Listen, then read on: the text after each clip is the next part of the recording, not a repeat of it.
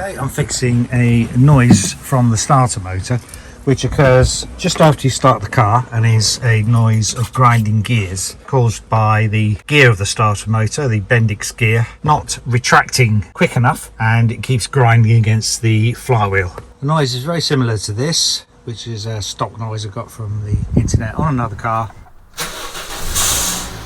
but it's the same problem, same sort of noise.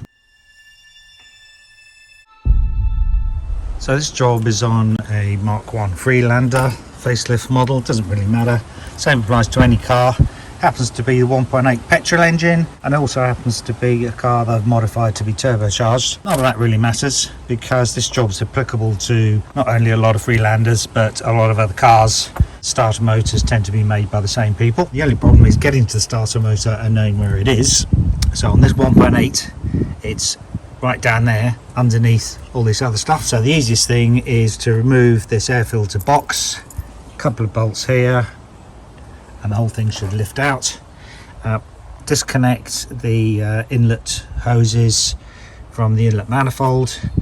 On this car the inlet manifold is held in place by some bolts and sometimes nuts here underneath this one, and there's the other one. Yeah, you can see the other one just about in there, another one there, and then underneath they basically stagger up and down in a diagonal pattern.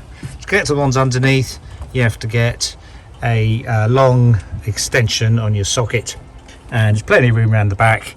You can get in, feel your way. You might want to clamber on top of the engine, and then the whole inlet manifold will remove.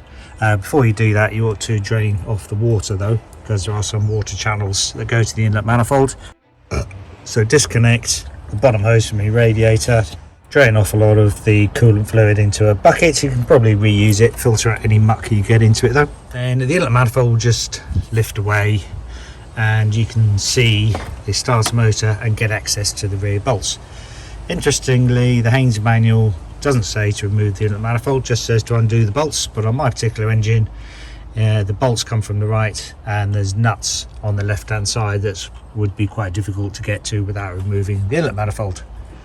The other thing that the Haynes manual doesn't cover is stripping down and cleaning up the starter motor, which is most likely to fix most of the problems you'll have with the starter motor. I've done it a few times on different cars. So here's the starter motor. Just need to remove these bolts. 15mm headed bolt on the right, 18mm nut on the left, only two of them.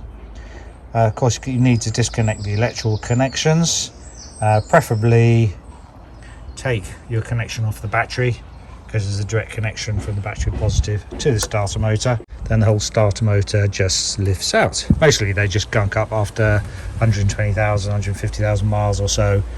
The grease dries up, the bendix gear doesn't move in and out quite so well as what it used to, which is the cause of this particular problem.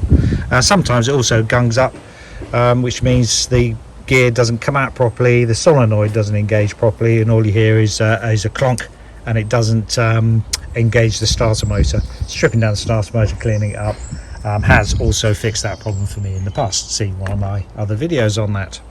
Then we just need to take off some of the bolts to get to the innards to clean it and lubricate it. And then also remove the nuts on the top there.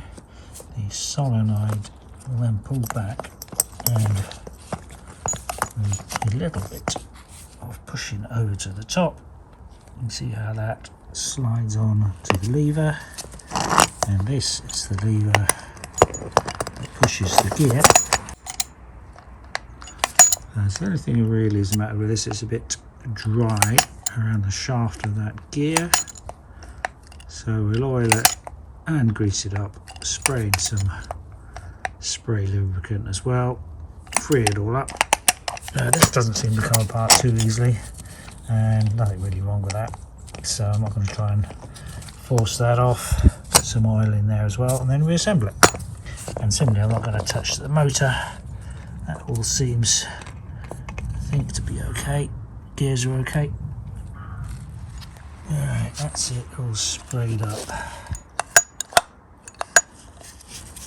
with that spray on lubricant, and you can see shaft A lot cleaner. This rotating bit is also a lot cleaner.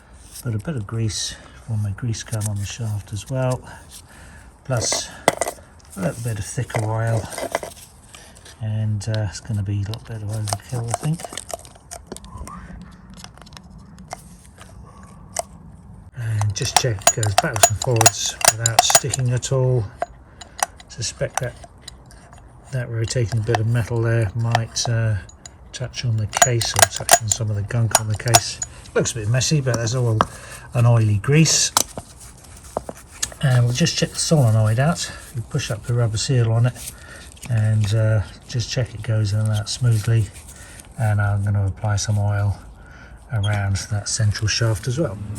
And then we'll just grease up the gears.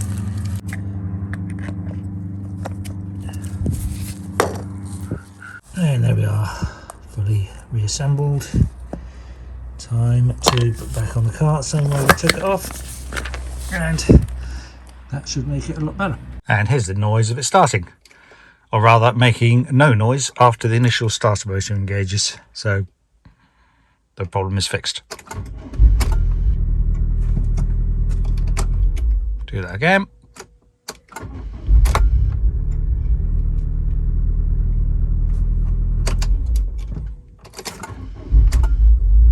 See, no running on of the bendix gear.